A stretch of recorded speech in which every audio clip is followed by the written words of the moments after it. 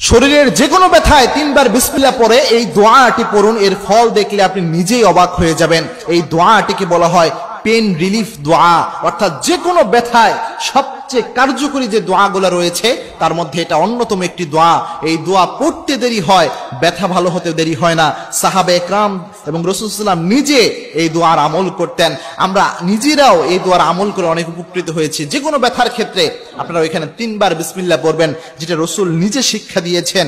এবং কি বিসমিল্লাহ স্বাভাবিক কোনো জিনিস নয়। একদা রোম সম্রাট কায়সার ওমর রাদিয়াল্লাহু তাআলা আনহুকে বললেন যে আমার প্রচন্ড মাথা ব্যথা করে। ওমর রাদিয়াল্লাহু তাআলা আনহু ওই রোম সম্রাটকে একটি টুপি হাদিয়ে দিলেন।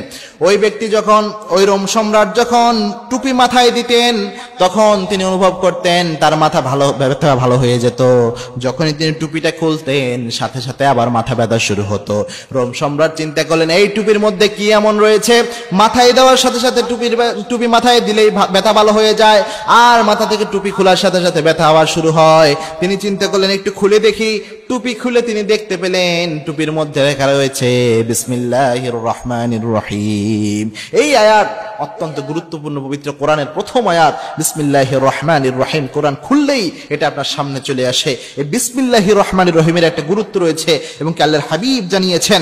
ইবনে মাজার 3522 নম্বর হাদিস। আল্লাহর হাবিব সাল্লাল্লাহু আলাইহি ওয়াসাল্লাম জানিয়েছেন ব্যথার স্থানে যদি কেউ হাত দেয়, হাত দিয়ে যদি 3 বার বিসমিল্লাহ পড়ে এরপরে পড়তে পারে আউযু বিইজ্জাতিল্লাহি ওয়া কুদরাতিহি মিন শাররি মা আজিদু ওয়া উহাজিরু, এই দোয়াটা যদি কোনো ব্যক্তি পড়তে পারে পড়তে দেরি হবে, ওই ব্যক্তির ব্যথা ভালো হতে দেরি হবে না।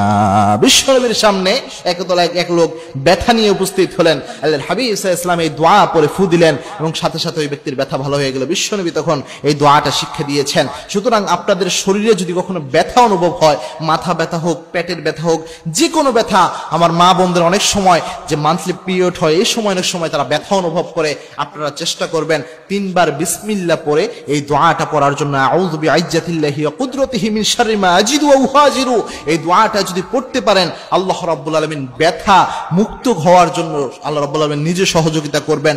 মনে রাখবেন, দোয়া যদি পাওয়ারফুল দোয়া আপনি করতে পারেন, দোয়ার মতো দোয়া যদি করতে পারেন, এই পাওয়ারফুল দোয়া লাইক এ মিসাইল হামলা করলে যেমন মিস হয় না, আপনি সিনসিয়ারনেসের সাথে এইভাবে যদি দোয়া করতে পারেন আল্লাহ রাব্বুল আলামিন সেই দোয়া কখনো ফেরত দিবে না। এবং দোয়ার অনেক পাওয়ার রয়েছে, অনেক ক্ষমতা রয়েছে। আল্লাহর হাবিব সাল্লাল্লাহু আলাইহি ওয়াসাল্লাম জানিয়েছেন লা তুরাদ্দুল কদা ইল্লা দোয়া, তাকদীর পর্যন্ত পরিবর্তন হয়ে যায় এই দোয়ার মাধ্যমে। তাকদীরে যা লিপিবদ্ধ রয়েছে অনেক ক্ষেত্রে অনেক কিছু পরিবর্তন হতে পারে এই দোয়া করার কারণে। সুতরাং দোয়া খুবই গুরুত্বপূর্ণ জিনিস। আল্লাহর হাবিব জানিয়েছেন ওই বান্দাদের উপর আল্লাহ বেশি নারাজ হয়ে যায় যে বান্দারা বারবার আল্লাহ রাব্বুল আলামিনের কাছে দোয়া করে না, বারবার আল্লাহর কাছে চায় না। সুতরাং যে কোনো সমস্যার জন্য, যে কোনো প্রবলেমের জন্য রাসূলের শিখানো এই আমলগুলো দিয়ে অ্যাপ্লাই করেন। পাশাপাশি আপনি মেডিসিন গ্রহণ করতে পারেন, কোনো সমস্যা নাই। ইনশাআল্লাহ আল্লাহ রাব্বুল আলামিন দ্রুত আপনাকে ওই রোগ থেকে মুক্ত দান করবেন এবং যে কোনো মুসিবতে আল্লাহ রাব্বুল আলামিন নিজে আপনাকে সহযোগিতা করবেন।